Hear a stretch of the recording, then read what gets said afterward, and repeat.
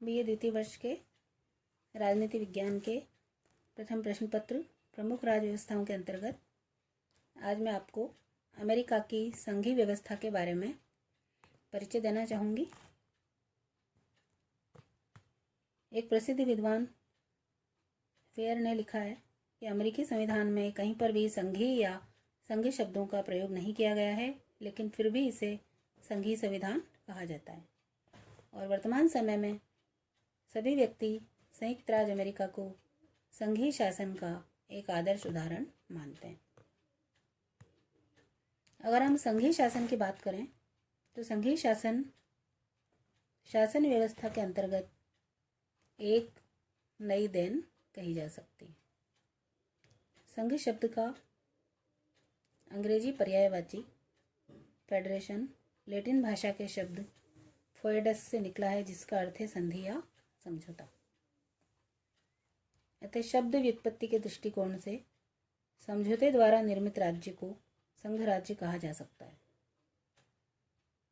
संवैधानिक दृष्टिकोण से संघात्मक शासन का तात्पर्य एक ऐसे शासन से होता है जिसमें संविधान द्वारा ही केंद्रीय सरकार और इकाइयों के सरकारों के बीच शक्ति विभाजन कर दिया जाता है और ऐसा प्रबंध कर दिया जाता है कि इन दोनों पक्षों में से कोई एक अकेला इस शक्ति विभाजन में परिवर्तन नहीं कर सके। संघ राज्य की परिभाषा बताते हुए प्रसिद्ध विद्वान एवी डायसी ने कहा है कि एक संघात्मक राज्य एक ऐसे राजनीतिक उपाय के अतिरिक्त कुछ नहीं है जिसका उद्देश्य राष्ट्रीय एकता तथा राज्य अधिकारों में मेल स्थापित करना होता है। डॉक्टर गार्नर ने और भी अधिक स्पष्टता के साथ संघ की परिभाषा करते हुए कहा है, संघ एक ऐसी प्रणाली है जिसमें केंद्र तथा स्थानीय सरकारें एक ही प्रभुत्व शक्ति के अधीन होती हैं।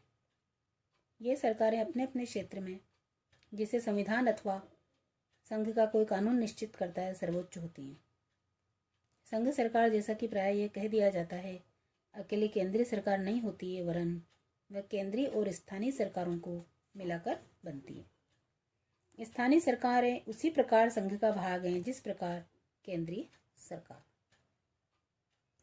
वे केंद्र द्वारा निर्मित अथवा नियंत्रित नहीं होती हैं। अब प्रश्न ये उठता है कि संयुक्त राज्य अमेरिका में संघीय व्यवस्था को क्यों अपनाया गया। संघीय व्यवस्था संयुक्त राज्य अमेरिका की एक प्रमुख विशेषता है और विश्व में सबसे पहले संयुक्त राज्य अमेरिका के द्वारा ही इसे अपनाया गया था।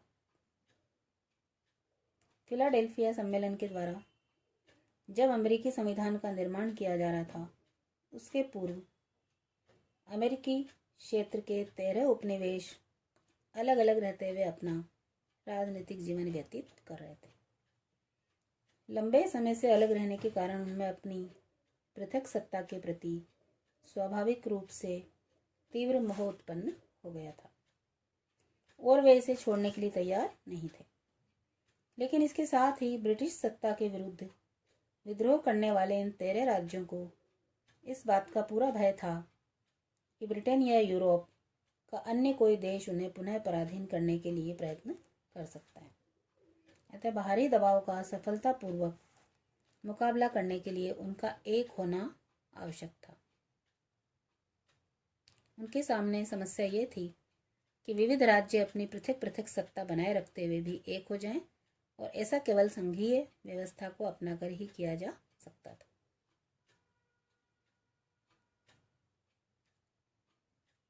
बर्न्स और पेल्टसन के शब्दों में यदि हम कहें तो सन 1787 में अमेरिका के समक्ष संघीय व्यवस्था को अपनाने के अतिरिक्त दूसरा कोई व्यावहारिक विकल्प नहीं था।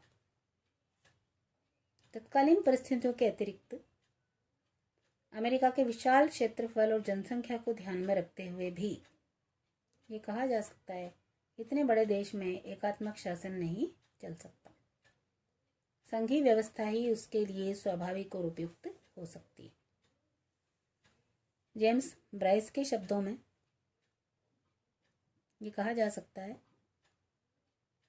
कि अत्यंत प्राचीन काल से अमेरिका के सब लोग इस बात पर एकमत हैं कि उनके देश में शासन का केवल संघीय रूप ही संभव है।